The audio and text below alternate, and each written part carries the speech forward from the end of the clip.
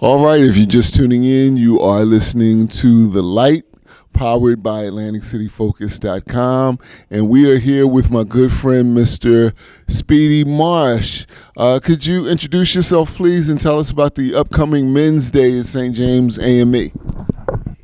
Yes, and thank you so much. I really appreciate you helping us out with this. We have a Men's Day on March the 23rd at 11 o'clock a.m. at St. James AME Church here in Atlantic City on Arctic and New York Avenue. Our goal is to have 100 men in church present that day. So this will help a lot with us being able to achieve that goal. And our bishop, Bishop Green from the First Episcopal District, will be the featured speaker for that day. And we will have dinner provided by the St. James AME Church after the Men's Day program that morning. So come on out, 11 o'clock, March 23rd, 2025, St. James Annual Men's Day program. Thank you. I got to ask a question. So if somebody's never been to Men's Day before, exactly what is Men's Day? It is a fundraiser that we have within the church to help raise money for our annual assessments that we have to pay to the Methodist denominational system.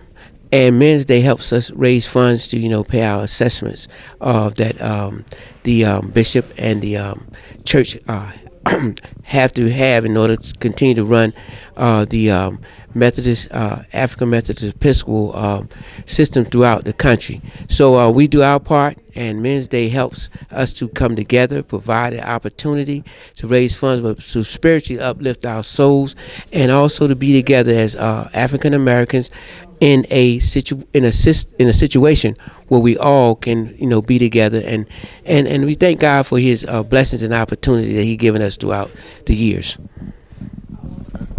Do you mind if I ask you about one thing that doesn't have anything to do with Men's Day?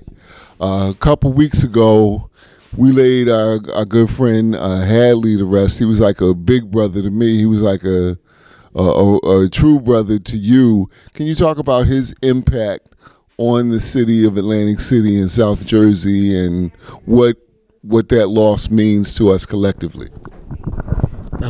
William Hadley, Had as we call him, he was a very close and dear friend of mine, and I'm still trying to process and get over the fact that he will no longer be with us. He made an indelible mark on our community by his employment at the different youth services organizations. And what he did was, at Harbor Fields, he was a mentor, he was a counselor, he was he took it from there and went up to the state, and he was able to do a whole lot of things to help young people throughout Atlantic City and throughout the state of New Jersey in getting their lives back together and correcting some of the mistakes they made as youth. And Hadley will be missed because, as basketball players, Ray, and during the day, had one of the best jump shots in the world. He had no problem telling you about it.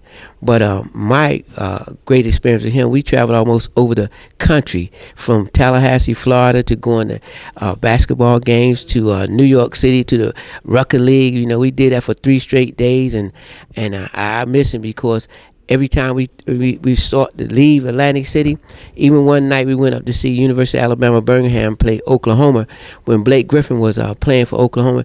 We didn't even get back. The game didn't start at 8 o'clock at Madison Square Garden. We didn't get back to 2 o'clock in the morning. And I'm saying it's so many times that Hadley and I hung out together, and I'm going to miss that brother because he was deeply loved and admired throughout the city of Atlantic City and throughout the state of New Jersey.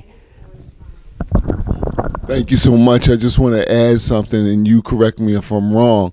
Not only did he help our young people who were in facilities like Manor Woods and Harbor Fields, he also helped a lot of what we would consider now to be young folks get involved or get their first experience working in juvenile corrections, and so on. That's correct. Oh, Correct. Okay. Thank you very much, Mr. Marsh. I really appreciate you, and in a lot of ways, you've been like a big brother to me as well. Thank you. Always great. Always willing to help. Always willing to be there for you. And I can't thank you enough for your perseverance. Of course, it's not easy to be in the media area that you're in, but you persevere and you stand strong. You and your brother, and I admire you guys for that, because you could have given up and say, look, whatever, but y'all got still standing strong, and I admire that.